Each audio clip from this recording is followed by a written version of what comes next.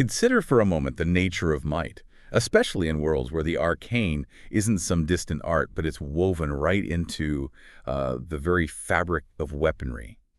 What happens when a blade isn't just steel, but an echo of raw magic, granting its wielder power beyond mortal limits, maybe, yet demanding a fundamental reshaping of who they are? It's a potent idea, this fusion of the martial and the mystical. Yeah, that really strikes a chord. Actually, just the other night, I was DMing a session that brought that concept well vividly to life. One of my players was running a Hexblade Warlock, the classic pre-update version. Hmm. We were facing off against this really nasty necromancer backed by a legion of undead in this sort of crumbling mausoleum. And this Hexblade, whose pact was with this brooding, intelligent greatsword, he was just a force of nature. He'd wade into the thick of skeletons, his blade just humming with dark energy, slap a Hexblade's curse on the necromancer to, open him up for crits and extra damage, and then just unleash these absolutely brutal eldritch smites. I mean, what looked like a potentially really drawn-out, grinding fight just turned into this display of focused, terrifying power. What was so key, I think, was how his entire fighting style, both his spellcasting and his weapon attacks, were all fueled by his charisma. Right. It wasn't a case of being a decent spellcaster who could also swing a sword. It was a true synergy where his magical presence amplified his martial ability and vice versa. You could tell the player was completely invested in that blend, that mix of arcane might and cold steel. Okay, let's unpack this then, because your experience perfectly illustrates the foundation of what has become a rather intense discussion within the D&D community lately. The proposed revisions to the Hexblade Warlock subclass. This isn't some minor tweak. It feels like a significant reimagining based on the playtest material we saw back on May 6th of this year. Absolutely. For a long time now, the Hexblade has been more than just a popular subclass. It's been a cornerstone for so many character concepts.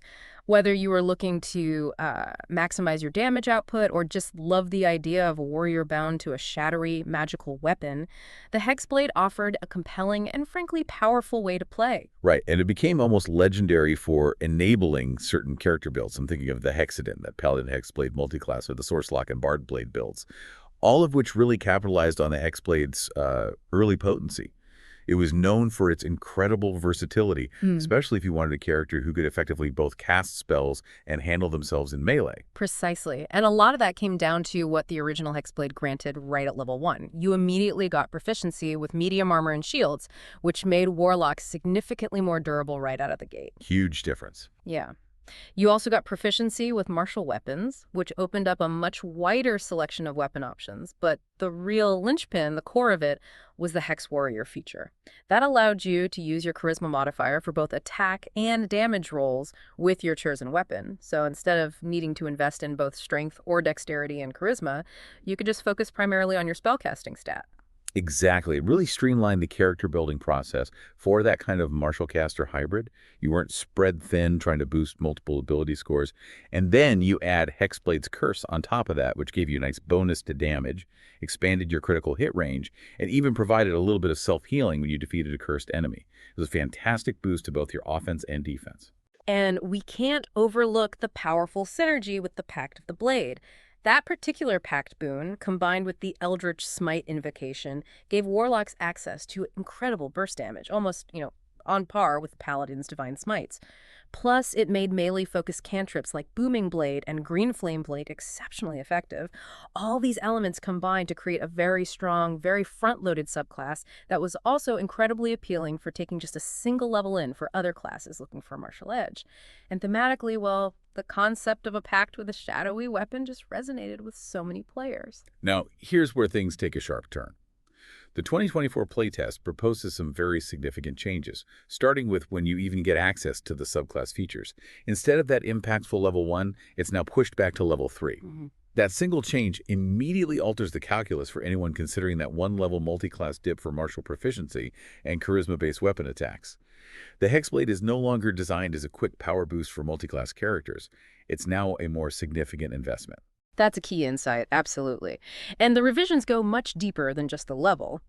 The entire expanded spell list has been replaced with a new set of Hexblade spells, and many of the spells that previously supported that martial playstyle, things like Blur, Branding Smite, Blink, all of the Smite spells, they've been removed entirely. Even elemental weapon, which let you imbue your weapon with magical energy, is Ah, gone. This is a clear pivot away from directly enhancing weapon attacks with magic. that's a pretty dramatic shift in the subclass's focus. So what kind of spells are they offering in this new Hexblade spells list? What's the new direction they're taking here? Well, the new spell list really emphasizes the hex spell itself, along with more general utility and battlefield control options. You see spells like Hunter's Mark and Misty Step, even Pass Without Trace, some of which feel maybe more aligned with the Ranger class than the previous Hexblade's magical warrior feel. So the focus appears to be shifting away from that direct aggressive magic and melee and towards a more strategic approach involving hindering and manipulating opponents from the front lines. And what about the core mechanics that define the original Hexblade, like Hex Warrior? How are they being replaced or reimagined in this new version? So the new core feature introduced at level 3 is called Hexblade Manifest. It allows you to cast the Hex spell for free a number of times per long rest based on your charisma modifier. And while the Hex spell is active on a target, you conjure a spectral Hexblade. This isn't a physical weapon you wield, it's more of an ethereal manifestation that grants you additional effects when you attack a creature you've hexed. So the emphasis moves away from empowering your physical weapon and towards this conjured magical extension tied directly to the hex spell.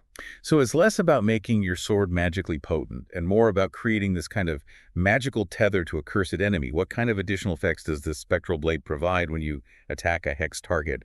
These rider effects, as they're called. Exactly. When you hit a hexed creature, your spectral hex blade can trigger one of 3 different effects. The first is Draining Slash, which forces the target to make a Constitution saving throw. If they fail, they have disadvantage on all attack rolls until the end of their next turn. Okay, control. Yeah. The second is Harrowing Blade, which imposes a Wisdom saving throw, and failed save results in the target being frightened until the end of their next turn. More control. And finally, there's Stymieing Mark, which requires a Dexterity saving throw, and if the target fails, they can't take any reactions until the start of your next turn. Reaction denial. That's a fundamental change in how the Hexblade functions in combat, then. It really shifts the subclass away from being a primary damage dealer through weapon attacks and firmly into the role of a battlefield controller and debuffer, weakening enemies and limiting their options. No, precisely. And the features you gain at higher levels continue to reinforce this Hex and Pressure playstyle. At level 6, you get Life Stalker, which allows you to regain hit points whenever you hit a Hex target. Additionally, if you miss a Hexed target with an attack, you still add your Charisma modifier to the damage roll, which is interesting. A bit of consistency there. Yeah. At level 10, Armor of Hexes gives you a reaction you can use when you or an ally within 30 feet is attacked by a hexed creature. You can impose disadvantage on the attacker's roll. And finally, at level 14, Masterful Hex expands your critical hit range against hexed creatures to 1920 and adds bonus psychic damage on any critical hits you score against them. These later features really lean into sustainability in longer fights, controlling key threats, and providing consistent pressure on hexed targets. So it seems the new Hexblade is designed around the idea of constantly applying and maintaining the Hex spell, and then using these subclass features to gradually wear down and control opponents through debuffs and sustained damage, rather than relying on those big bursty weapon attacks we saw in the original design. That's a very accurate way to describe it. However, when you compare this to what the original Hexblade offered, the list of losses is pretty significant. Most immediately, you lose proficiency with medium armor, shields, and martial weapons. That's a huge blow to the martial feel of the subclass. Absolutely. And the removal of Hex Warrior's charisma-based weapon attacks effectively eliminates those popular martial multi-class options like the Hexadin. You also lose the ability to effectively use melee-focused cantrips like Booming Blade and Green Flame Blade, as those rely on making weapon attacks with a potent weapon. Furthermore, the strong synergy with the Pact of the Blade weapon invocations, which often enhanced weapon attacks, is greatly diminished. It sounds like the entire thematic identity of the subclass is also undergoing a major transformation. The image of the Haunted Knight or the cursed warlord wielding their sentient weapon is largely gone, replaced by a more spell-focused character who manipulates enemies through the Hex spell. Exactly. And those high-impact Nova or critical hit builds that heavily relied on stacking Hexblade's curse with powerful weapon attacks will also be considerably less effective under this new design. And as we discussed earlier, the removal of that incredibly potent one-level multi-class dip for so many roguish spellcaster martial hybrid builds is a really substantial change with far-reaching implications. One of the most prominent concerns I've seen raised by the community is this apparent over-reliance on the Hex spell itself. It sounds like if Hex isn't active on an enemy, a significant portion of your subclass features just don't function at all. That's a completely valid and significant point of criticism. The entire subclass is now heavily, heavily dependent on the Hex spell. Without it, Hexblade Manifest doesn't conjure the Spectral Blade, and therefore you don't get access to any of those redder effects on your attacks. And because Hex is a concentration spell, it creates a major bottleneck for Warlocks. Right. You can't be concentrating on Hex and also maintain other powerful and often crucial Warlock spells like Hunger of Hadar, Summon Undead, Hold Person, or even thematically appropriate spells like Darkness or Shadow of Moil. It forces you into a constant either situation, limiting your tactical flexibility quite a bit. So it becomes this constant trade-off in combat. Do you prioritize maintaining your core subclass features by keeping Hex active on a target? Or do you utilize the broader and often more potent Warlock spell list for other strategic advantages? That sounds tricky. Precisely. And that brings us to the general reaction from the D&D community to these proposed changes. From what I've observed, the response has been, well, overwhelmingly negative, I'd say. Yeah, that tracks with what I've seen too. There's widespread disappointment over the loss of the martial aspects that define the subclass for so long, and a significant amount of confusion and frustration about why it's still called Hexblade, if its focus is now so heavily skewed towards spellcasting and debuffs. Many players are criticizing this keep Hex up or be useless gameplay loop, and are deeply concerned about the limitations imposed by the concentration requirement. It sounds like the core identity that drew so many players to the Hexblade in the first place, that satisfying blend of martial prowess and arcane power, has been fundamentally altered, and maybe not in a way that resonates with a large portion of the existing player base. That's certainly the prevailing sentiment. However, it's worth noting, some players and DMs have expressed a degree of cautious optimism, viewing these changes as potentially leading to better overall balance within the game. The original Hexblade was undeniably a very strong subclass, maybe too strong for some, and some hope that these revisions will create a more level playing field among the various character options. And have there been any interesting or recurring ideas from players on how they might revise this new iteration of the Hexblade to maybe bridge the gap between the old martial focus and this new spell-centric direction? Oh, absolutely. There have been a wealth of suggestions circulating online. Some players are proposing the return of the proficiencies, perhaps tying them to specific packed boons or offering them as optional features within the subclass.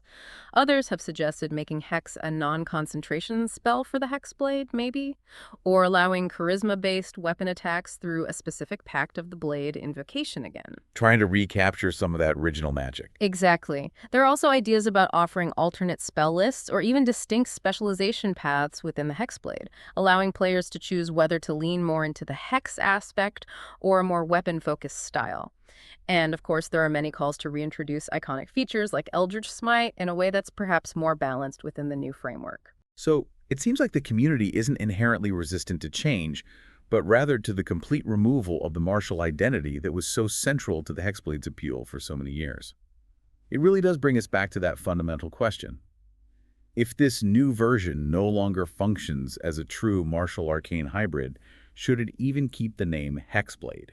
It's a very valid question, and one that I think many players are grappling with. The core concept has shifted so dramatically that it almost feels like an entirely new subclass thematically disguised under a familiar name. It's a tough one. Well, this has certainly been a deep dive into what is a pretty significant potential shift in the D&D landscape. It will be very interesting to see how Wizards of the Coast responds to the widespread feedback they're receiving on these playtest materials. Indeed. These proposed changes really highlight the ongoing and often complex balancing act of maintaining thematic identity while striving for mechanical balance in a game as beloved and widely played as Dungeons & Dragons. And on that note, we want to give a shout out to LitRPG Reads and Paul Bello, fine fellow, for their excellent coverage and thoughtful insights on all things D&D and the ever-expanding LitRPG genre.